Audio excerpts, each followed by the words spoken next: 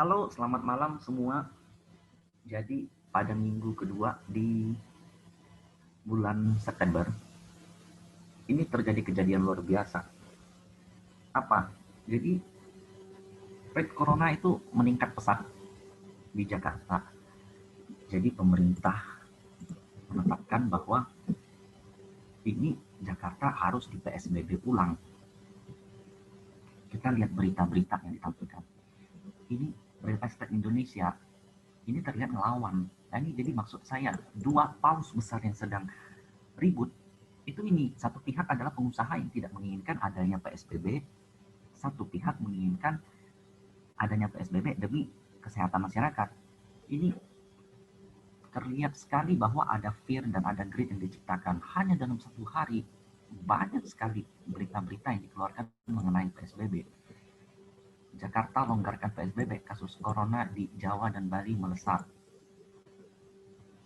KRL tetap beroperasi. Jeritan pengusaha, kasus melonjak kok kami yang ditutup. Pengusaha terus melawan PSBB total, beri sentilan ke Anies. DKI PSBB lagi, Pertamina SPBU tetap beroperasi normal. DKI mau PSBB total, pengusaha Bali ikut meriang. Ini jelas sekali, PSBB total Anies bikin uang 300 T lenyap dari bursa RI. Ini lebay sih. Dan bayangkan sampai seorang menteri juga turun tangan, IHSG anjlok Erlangga karena pengumuman Anies tadi malam. Ini straightforward banget, directly. Kalau oke, IHSG jatuh karena PSBB, kita setuju. Lalu apa yang terjadi? Kita lihat. Jadi pada 5 analisa saya sebelumnya bahwa IHSG akan ke 5140, ke 5000, kemudian lewat 5140 dan ke 53 lebih, itu sudah tercapai. Analisa ke-6 saya adalah di sini. Dia akan naik untuk gap. Ternyata enggak. Ternyata setelah ada breakaway gap, ada lanjutan runaway gap. IHSG trading halt. Kalau menurut kata Bloomberg itu circuit breaker. Sampai 5%. Perdagangan sempat di stop 30%. Which is sekarang kita coba lihat TA-nya. Berarti analisa ke-6 saya gagal. Ini benar-benar di luar ekspektasi siapapun sih kalau bisa sampai trading halt. Kita lihat di sini ada polarizing wedge.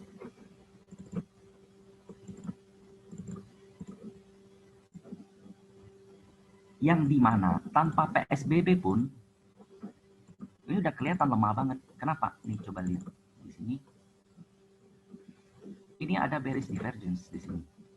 Ini harga membentuk higher high, tapi MACD-nya malah higher low. Jadi ini pertanda kelemahan.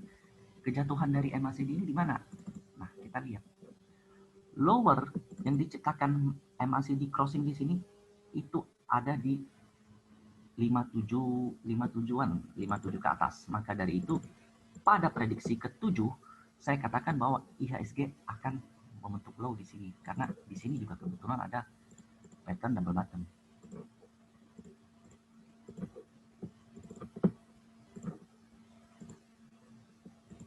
Di sini clear ya. Kalau IHSG trading halt, ini sepanjang candle ini dia bisa sampai di sini, bisa jebol sampai 4.600-an. Tapi saya buat waktu itu prediksinya itu di daerah sini. Nah, kemudian kenapa saya katakan bahwa jika weekly tutup di 5.000 baik, surprisingly tutup di 5.016. Karena kita lihat weekly-nya, ini jadinya candle yang bagus. Ini candle reversal. Sebelumnya kalau kita lihat di sini ada satu channel, uptrend channel.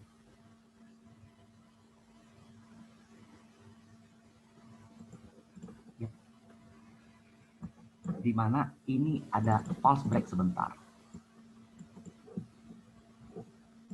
Kemudian dilawan sama cuan troopers sehingga weekly closing-nya jadi begini. Tuh, ini jadi closing yang bagus banget. Jadi kita bisa katakan dari divergensi ini ya udah sukses, udah selesai penurunannya. Meskipun kalau dari pattern rising wedge dia harusnya jatuhnya di kisaran segini, 4.500.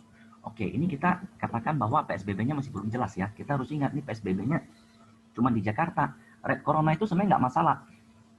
Kok COVID-19 ketika pertama kali pada sekitar Mei, Indonesia terkonfirmasi pertama kali, ISG jatuhnya parah bukan main. Tapi ketika sampai 2.000 orang per hari, ISG bisa ke 5.300. Sebenarnya coronanya, rate-nya itu nggak masalah. Yang jadi masalah itu kalau bagi bursa, itu adalah kebijakan yang bisa menghambat ekonomi. Salah satunya ya PSBB. Sekarang kita lihat dari saham-sahamnya yang beberapa sempat fail. Sekarang ini di BNI.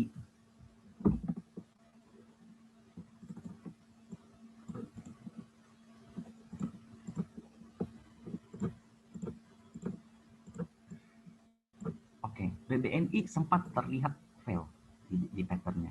Karena ini kan ascending triangle. Sebelumnya pernah kita bahas di chart stock itu juga ada. Ini jebol di sini, udah capai target. Dan ini closing namanya bullish engulfing karena seluruh body ketutup. Lihat closingnya masih di atas neckline, tepat banget di neckline ini. Di sini, ya closingnya di sini. Ini kalau daily memang dia sempat jebol atau kita bisa katakan false break, tapi kita lihat volumenya.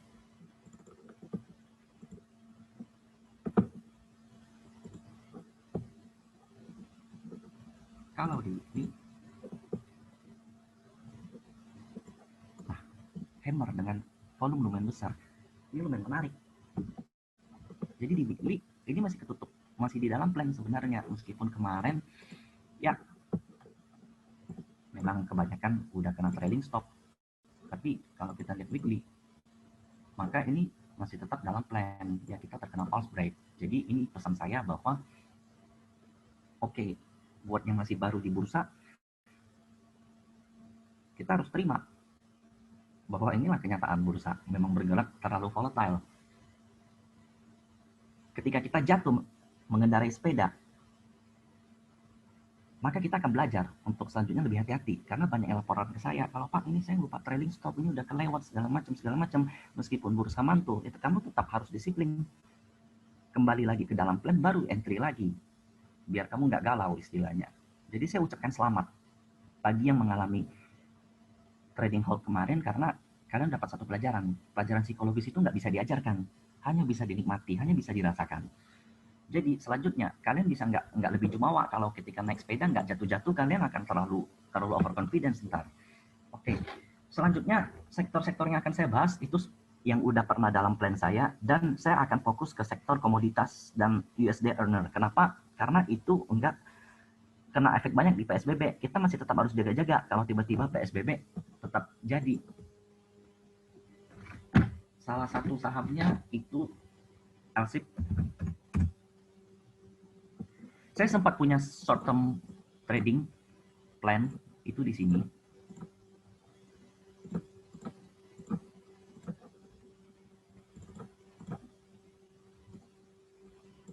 Ketika break dari sini, maka targetnya adalah di sini. Namun, terus terang saya gagal. Kenapa? Karena lihat ini 3 candle sebelumnya nggak berhasil kan. Beberapa trader dengan aman, itu trader dengan gerakan yang santai, konfirmasi break itu harus 3 candle minimal. Ini candle 1, 2, 3, 3-nya masuk. Jadi ini gagal, dan saya juga lupa perhatiin. Ini ada bearish divergence. Ini turun, harganya naik. Sehingga dia bakal jatuh dulu. Ini break, MA200 jatuh. Surprisingly, dia juga closing masih di atas ascending triangle-nya. Bahkan ini sempat dikasih harga bonus. Ini untuk bottom fisher, scalper pasti udah masuk ini kalau mereka. Dan Alsip nggak mampu nutup gap ya, di sini kelihatannya. Jadi kalau kita lihat weekly-nya, ini masih on track banget untuk ascending triangle dengan target di kisaran masih 1.300. Ini termasuk sektor yang defensif ya.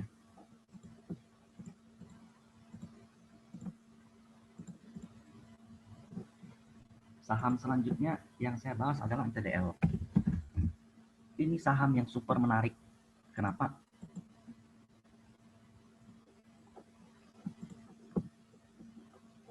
Kalau kalian ada nonton YouTube, live YouTube kemarin dengan Pak Mansori, jadi di sini saya sempat gambar satu channel. Channelnya ada di sini.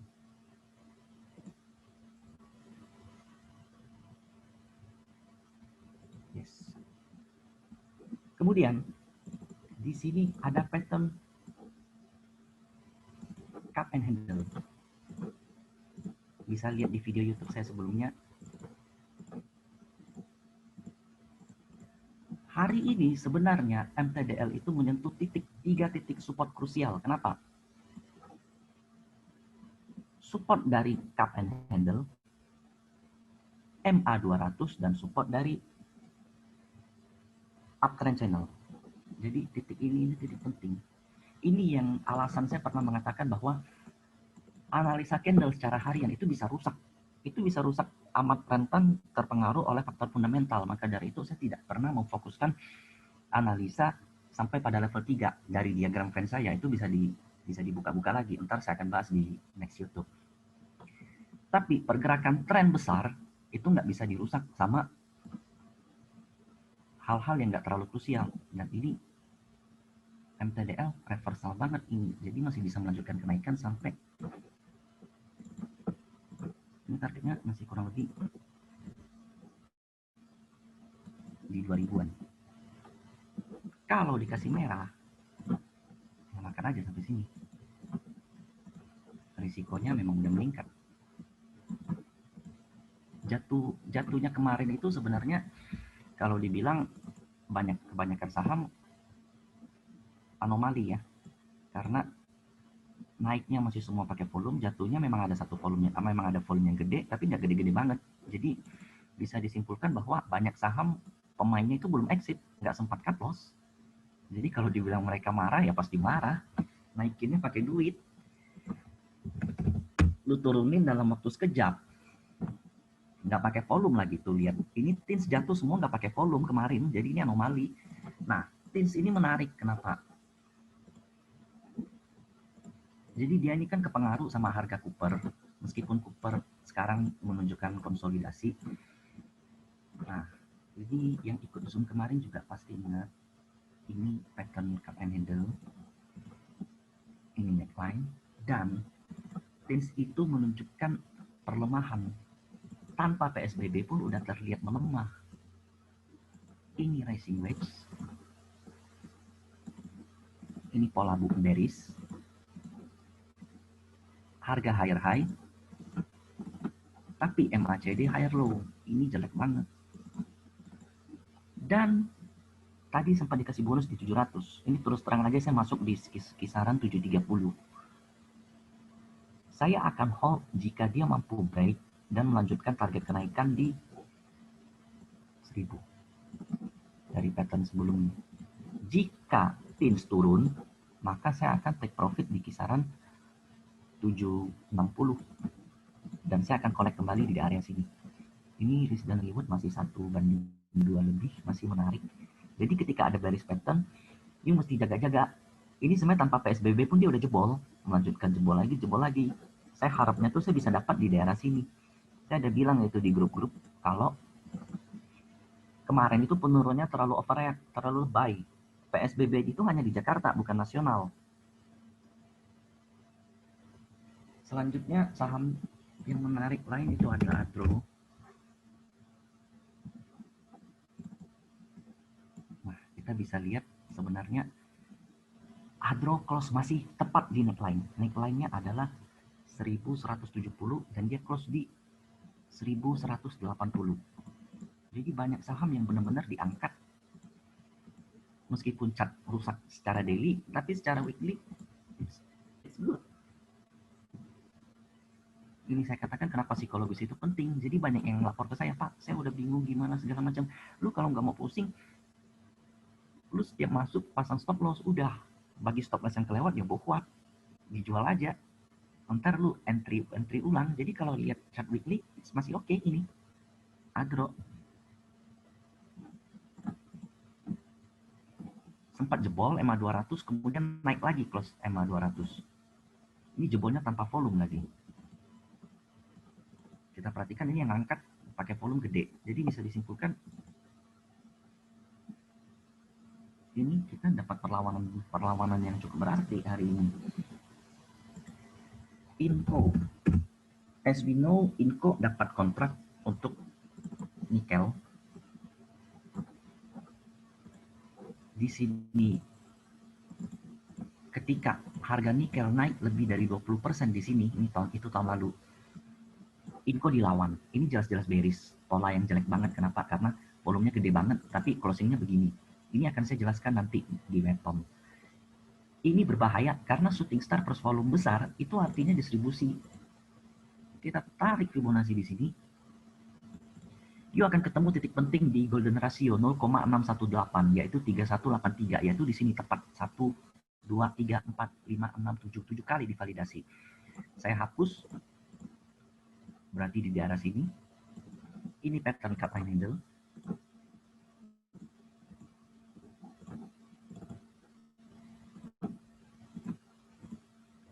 Nah, kemudian kembali lagi saya katakan pergerakan saham komoditas kemarin itu lemah. Ini bearish divergence yang parah banget. Harganya high, MACD-nya nggak mampu. Jadi, Inco juga ada pola rising wedge. Di mana Inco berhasil nutup gap kemarin, tapi dia nggak berhasil nutup gap lusa kemarin. Kalau Inco turun,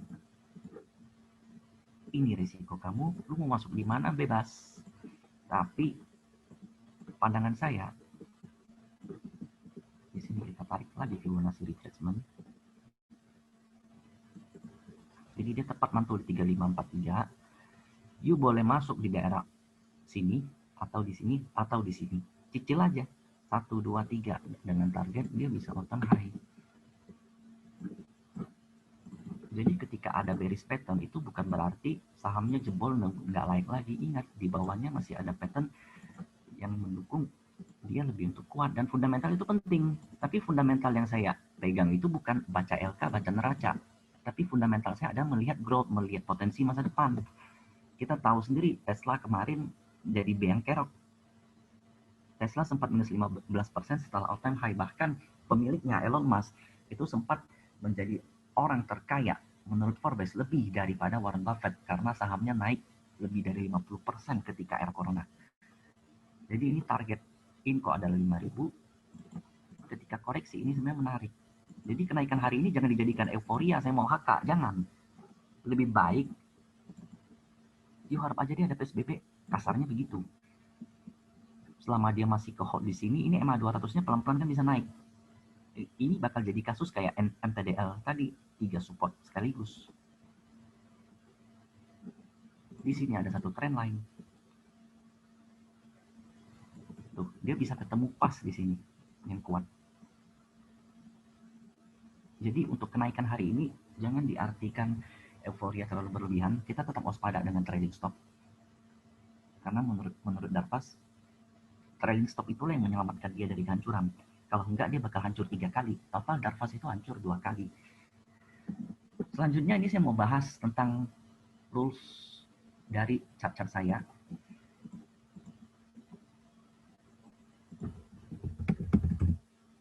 Jadi kemarin ada satu user Stockbit yang mengatakan bahwa ini weton itu lu fail.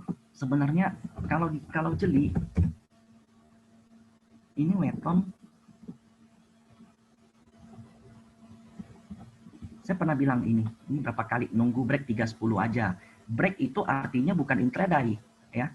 Ini daily, jadi lu harus pakai konfirmasi daily. Dan bagi beberapa trader malahan dia harus 3 hari di atas daily. Only if saya kasih bold besar di atas 310. Kita lihat weton. Ada nggak dia close di atas 310? Kita lihat bareng. Ini saya nggak bohong-bohong, ini aplikasi di Stockbit ya.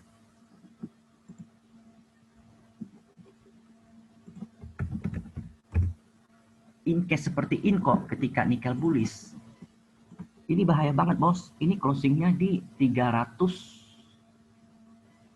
300 closingnya. Bayangin, dia bisa naik gede, habis itu turun. Volumenya gede lagi. Makanya ini distribusi, dia bisa jatuh. Tapi saya nggak ada ingetin. Kenapa? Karena saya nggak punya kewajiban.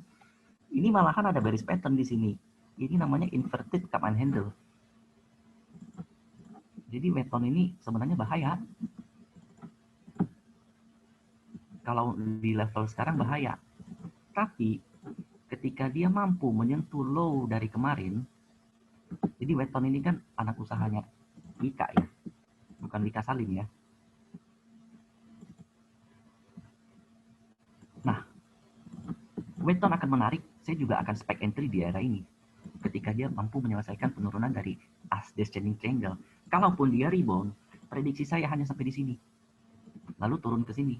Itu seperti yang saya prediksi tentang MAPI. Kita lihat MAPI. Jadi, semua orang sempat berekspektasi bahwa MAPI akan bullish karena market reopening.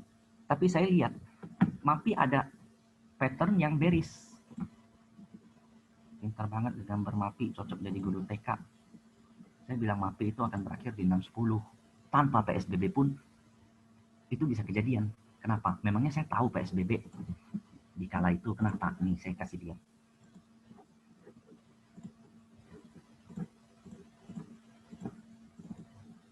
Ini polarizing wedge. Saya gambarnya nggak terlalu presisi ya, karena pengen cepat.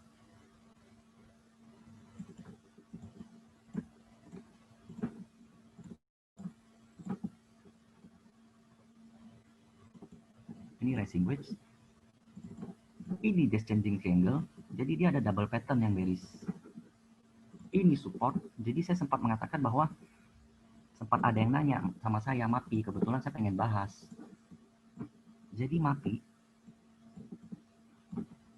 ketika di sini saya katakan dia akan rebound, tapi maksimal sampai di 7.15.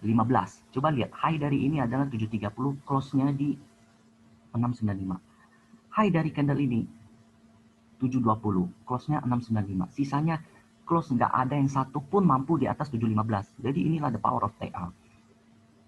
Close paling tingginya 7.05. Jadi hampir belasan candle ini nggak ada satupun yang rebound di atas 7.15. Dan saya udah bilang itu sebelumnya. Ini. Pada prediksi saya, resist 7.15, support 6,5, target akhir di 600 atau 610. Jadi dia akan naik ke 7.15, stop di 7.50, berakhir di 610. Naik ke 7.15, stop di 6,5 berkali-kali, dan berakhir di 600. Coba lihat hari ini di mana. Tanpa PSBB pun, MAPI memang bearish, bos.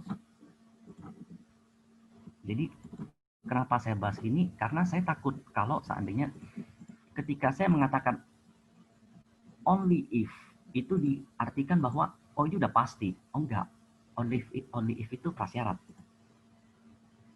Jadi untuk memvalidasi kita perlu candle closing, makanya biasanya saya envelope. Ketika udah konfirmasi, oke, saya envelope. Selanjutnya ini bakal ke sini. Tapi ketika belum konfirmasi, saya akan abaikan. Saya juga nggak in di situ, saya nggak masuk.